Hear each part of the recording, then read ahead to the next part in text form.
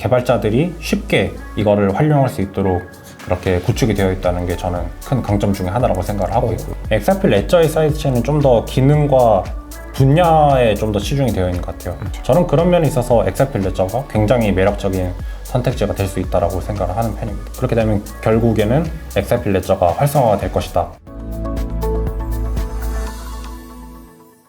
그럼에도 약간 비교를 좀 하면서 또 여쭤봐야 될 부분들이 있는데, 아무래도 XRPL이라고 하는 부분들이 이제 기존의 어떤 송금 분야에 대해서는 송금하면 리플 이런 부분들이 있지만, 지금 이제 XRPL에서 하려고 하는 이런 생태계 확장 같은 경우는 이미 이더리움이나 솔라나 같은 프로젝트들이 너무 지금 현 시점에서는 좀 잘 해내고 있고, 특히 우리가 일부에서도 얘기를 했지만 솔라나 같은 경우는 지금 뭐 굉장히 좀 크게 확장을 하면서 지금 성장을 하고 있고, 그리고 뭐 수이나 앱토스 같은 프로젝트들도 최근에 굉장히 부각이 되면서 생태계 프로젝트들도 많이 상승을 했는데, 이렇게 지금 뭔가 자리를 잡아가려고 하는 이 생태계들과 어떤 차별화되는 특장점이 있을까요? 두 가지 관점에서 바라볼 수 있을 것 같은데요. 첫 번째로는 이 개발적인 측면에서 엑사필 레저 기반으로 서비스를 빌드를 함에 있어서, 이더리움 같은 경우는 이제 솔리디티라는 어떤 특정 그 스마트 컨트랙트를 빌드하기 위한 그런 언어를 따로 배워야 되는데, 엑사필 레저 같은 경우에는 개발자들에게 매우 친숙한 파이썬이라든지 자바스크립트만으로도 이 서비스를 구축을 할 수 있다는 그런 강점이 있어요. 원래 이 엑사필 레저가 어떤 지금 우리가 부르는 어떤 메인넷으로의 그런 포지셔닝보다는 이 금융기관에 납품이 되던 어떤 B2B 성격의 금융 서비스에 좀 더 가까웠거든요. 그렇다 보니 메인넷 성격의 스마트 컨트랙트를 구동하기 위한 그런 시스템이 마련되어 있지는 않았고, 다만 이제 여러 가지 금융기관들에서 쓸 수 있는 여러 가지 기능들이 달려있는 그런 어떤 토탈 패키지로서의 이 엑사필 레저가 시작이 되었다 보니까 꽤 그 개발자들이 쉽게 이거를 활용할 수 있도록 그렇게 구축이 되어 있다는 게 저는 큰 강점 중에 하나라고 생각을 하고 있고요. 두 번째로는 저는 이제 크립토적인 측면에서 이 이더리움과 솔라나도 지금에 와서는 굉장히 많은 사람들이 쓰고 이제 활용을 하고 있지만, 저는 XRP가 좀 압도적으로 많이 이제 알려져 있기도 하고 좀 많은 분들이 들고 있기도 하고 유동성이 굉장히 풍부하다라는 그런 생각을 가지고 있거든요. 실제로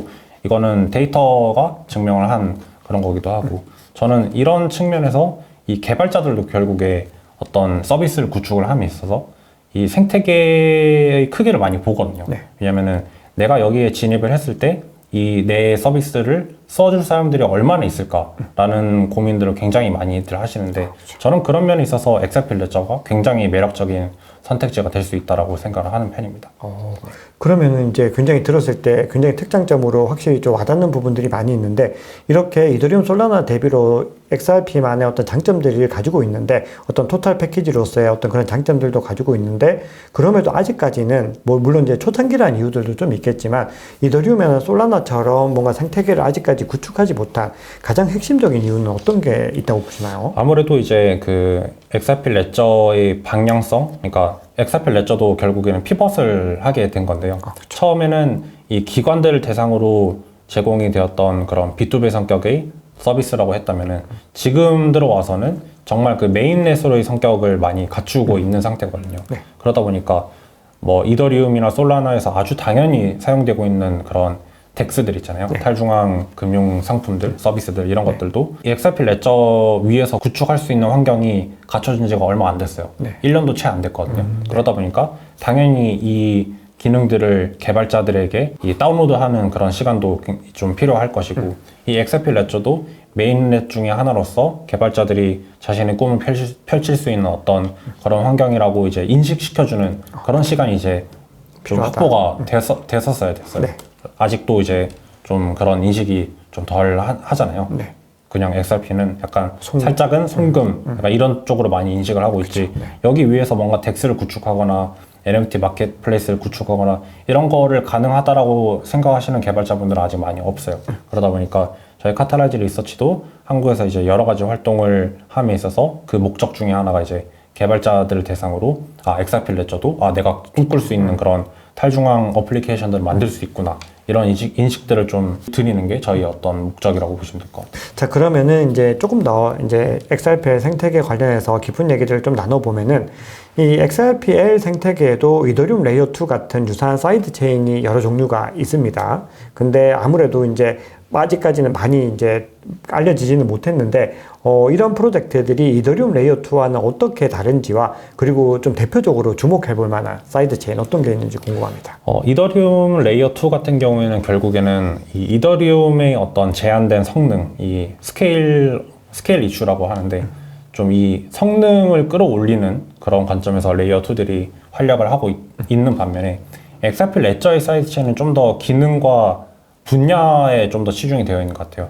예를 들면 이제 그 퓨처버스라는 회사에서 개발한 더 루트 네트워크라는 메인넷이 있거든요. 네. 여기도 이제 XRP를 가스 토큰으로 쓸 수 있는 XRP 레저의 사이드 체인인데 네. 더 루트 네트워크 같은 경우에는 이 게임이나 메타버스, 인공지능 서비스에 좀 더 특화되어 있는 그런 메인넷이라고 보시면 될 것 같아요. 네. 이 XRP 레저가 그 워낙에 이제 송금이나 이런 금융 서비스에 많이 이제 포커스가 되어 있잖아요. 그러다 보니까 뭐 아발란체나 폴리곤처럼 이런 게임 쪽에는 다가가기가 굉장히 힘든 그런 체인인데 네. 결국에는 이 더 루트 네트워크를 사이드 체인으로 채택을 하게 되면서 이 더 루트 네트워크가 가지고 있는 여러 가지 이제 게임, 메타버스, IP 소싱 등 이런 기능들을 이제 좀 이렇게 가져오게 되면서 이 분야의 다각화를 이제 도움을 하고 있는 것이죠.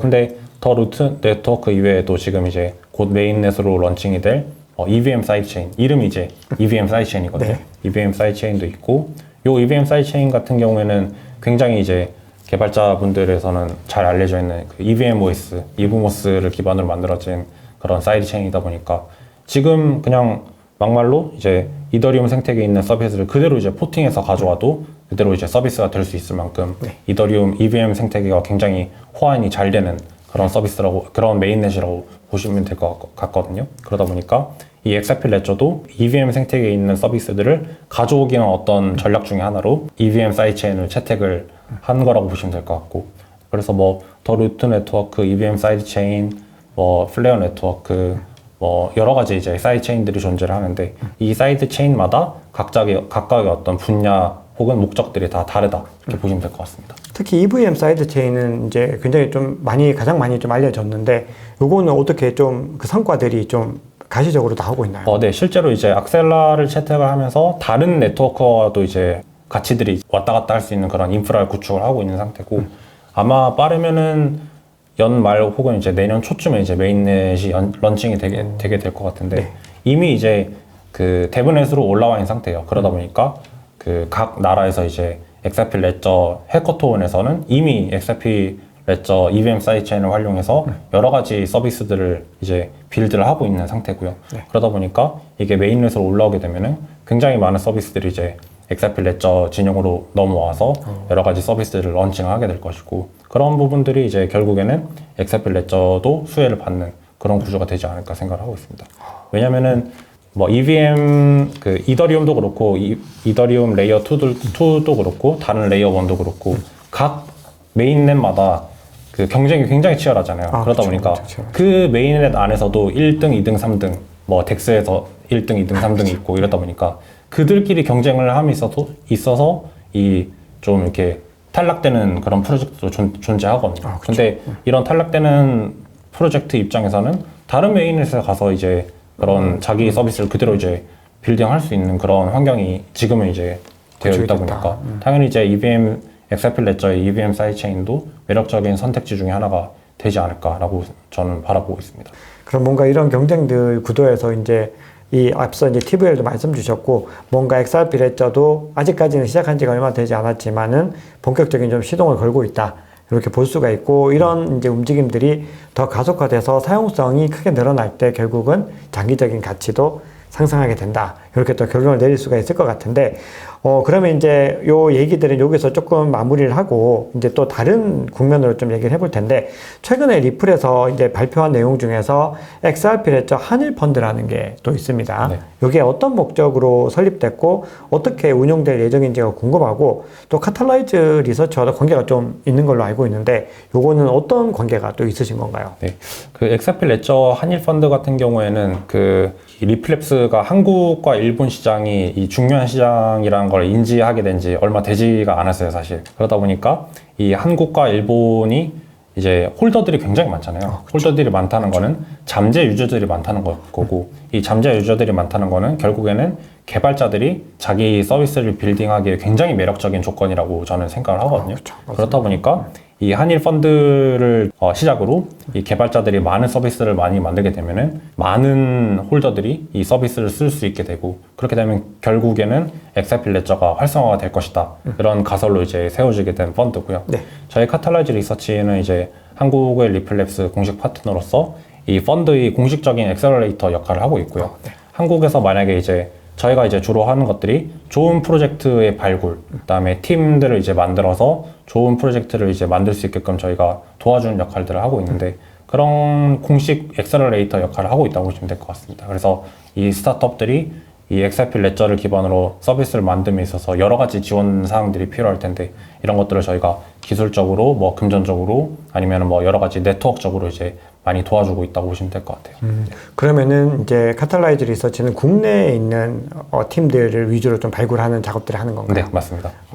저 그러면은 이제 제가 이제 알고 있는 바로는 한일 펀드가 출범된 지가 얼마 되지 않는데 지금 1호 수혜 프로젝트가 나왔습니다. 자, 어떤 프로젝트인지와 앞으로 이 XRP 레저 생태계에서 어떤 역할을 할 예정인지 네, 궁금합니다. 이 프로젝트는 좀 의외라고 생각을 하실 수 있는데 좀 인프라거든요. 네. 이 많은 분들이 이미 메타마스크를 많이 쓰고 계시잖아요. 그쵸. 메타마스크는 모바일에서도 굉장히 쓰기가 쉽고 PC에서도 이제 구글 크롬 익스텐션으로 그냥 되게 쉽게 쓸 수 있는데, 놀랍게도 XRP 레저 생태계에는 이렇게 메타마스크와 같은 이런 좋은 지갑 어플이 없었어요. 아직까지는. 네. 그나마 이제 쓰던 것들이 이제 자만 월렛이라고 저기 이제 유럽 쪽에서 만든 그런 지갑이 하나가 있는데, 사용하기가 굉장히 불편해요. 저도 이제 몇 번 써봤는데, 애초에 이 그 계정 생성부터 해가지고 저도 이제 상대적으로 굉장히 어리고 여기 굉장히 이 테크에 좀 많이 해야 되는데 한다고 생각을 하는데도 이 계정 생성하는데 굉장히 애를 먹었거든요.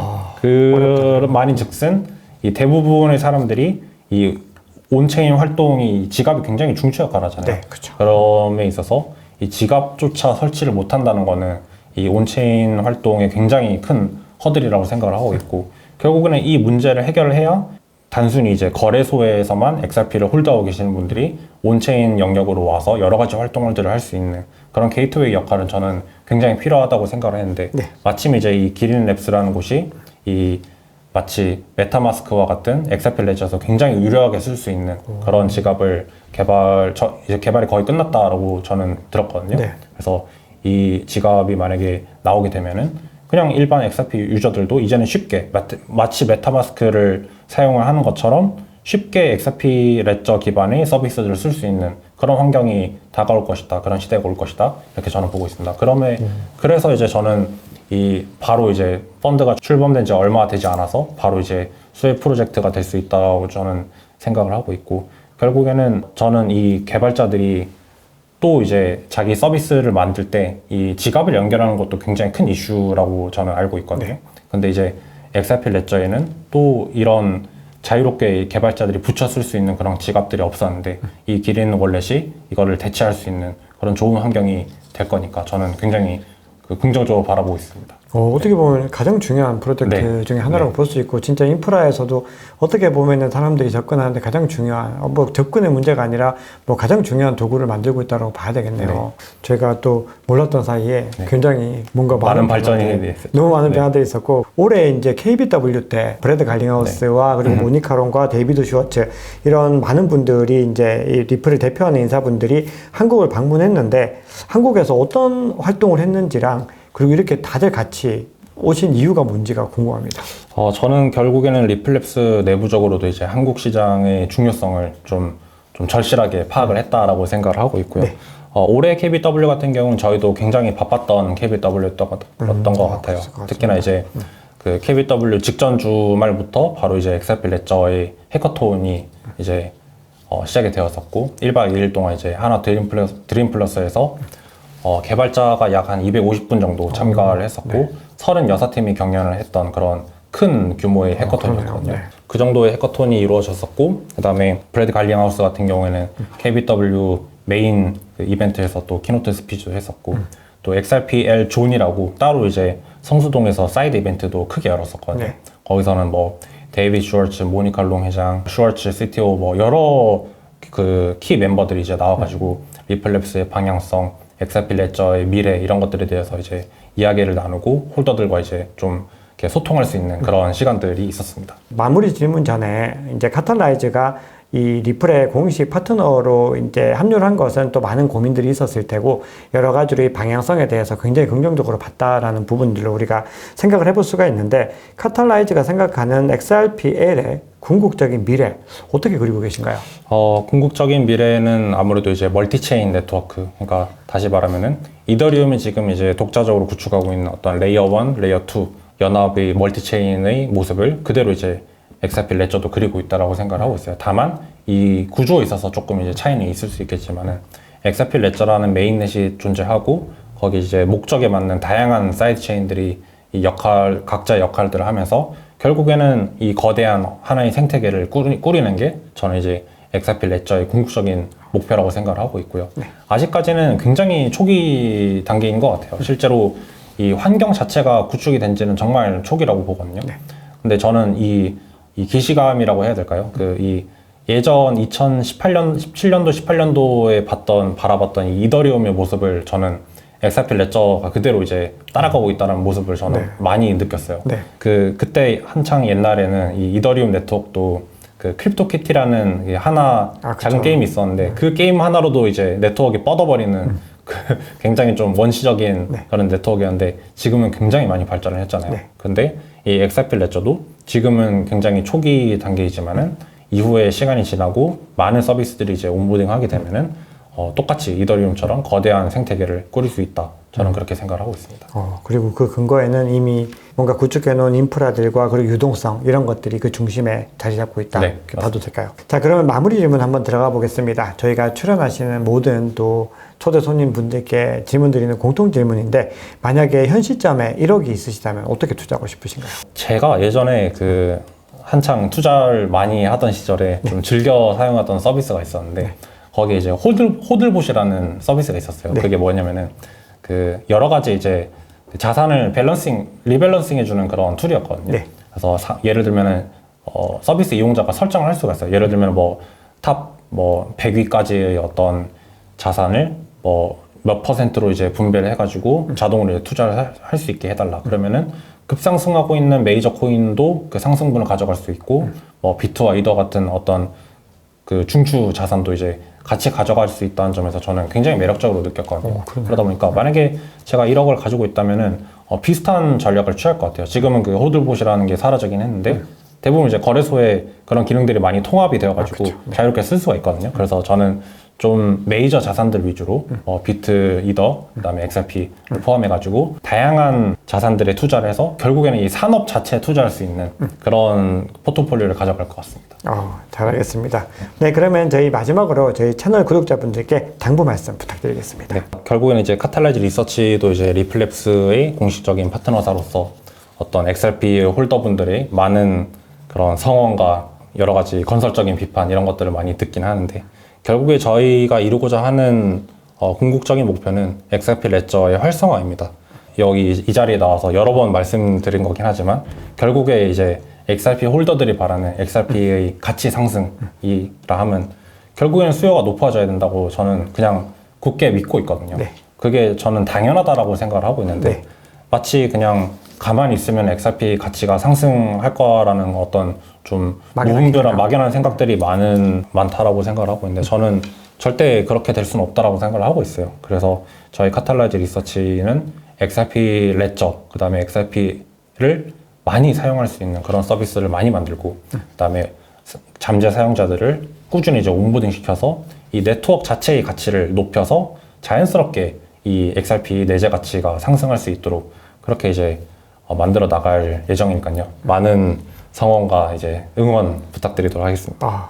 정말 대표님 마지막 말씀도 너무 공감 가는 게 결국은 지금 이 리플이 1년 전과 지금 비교를 해봤을 때 이 시장의 어떤 상황에서 얼마나 많은 변화들을 했는지를 우리가 한번 공부를 해보면은 와 진짜 정말 많은 노력을 하고 있구나 이런 것들을 느낄 수가 있는데 결국은 이런 기반들이 만들어지고 이게 토큰 가치로 형성되기 위해서는 결국은 또 수요를 확보하기 위한 시간의 힘들이 필요하다는 것이고 그 과정을 위해서 계속해서 카탈라이즈 리서치를 비롯해서 또 많은 또 개발자분들과 그리고 관계자들 그리고 홀더들도 많이 노력을 하고 있는 부분들인데 결국은 그런 것들이 이루어졌을 때 이 리플은 자산으로서의 가치도 상승할 수 있다 이렇게 좀 맞습니다. 결론 내려보겠습니다. 네. 그래서 오늘 리플 관련해서 아마 가장 심도 깊은 대화를 나눠봤던 것 같은데요. 앞으로도 저희 이현재 대표님 시간 워낙 바쁘시지만 이 상황들 리플이 어떻게 또 성장하고 있는지 종종 모셔서 말씀 들어보겠습니다. 너무 좋은 말씀이었고 그리고 앞으로 리플에 대해서 어떻게 방향성을 보고 우리가 흐름을 봐야 될지를 좀 더 명확하게 알 수 있는 시간이었습니다. 감사합니다. 네, 감사합니다. 네, 지금까지 카탈라이즈 리서치의 이현재 대표님 모시고 리플에 관한 이야기 나눠봤습니다. 긴 시간 동안 유익한 인사이트 많이 나눠주신 이현재 대표님께 다시 감사의 말씀 드리고요. 오늘 토크 라운지 여기서 마무리하겠습니다. 감사합니다. 감사합니다.